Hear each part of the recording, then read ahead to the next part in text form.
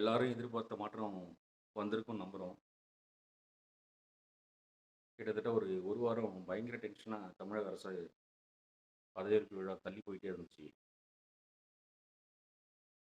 கலாம் ஐயா சொன்ன மாரி, "கனவு காணுங்கள், மாற்றம் காணுங்கள்" அப்படின்றத அவர் அப்படி சொன்னாரு. மிகப்பெரிய மாற்றம்.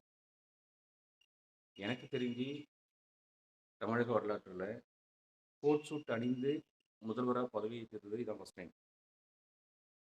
அதே மாரி எதிர்க்கட்சி தலைவர்களையும் முதல்வரா பதவியேற்ற உடனே போய் சந்திச்சு வாழ்த்து பெறுறதும் இதான் ஃபர்ஸ்ட் டைம். அவர் சொன்னாரு, "8 கோடி மக்களும் எம் மக்கள் தானே" அப்படின்னு. "என்னை வெறுத்தோர், எதிர்த்தோர், கஷ்டப்படுத்தியோர் யாவரும் இம்மக்கள் தானே" அப்படின்னாரு.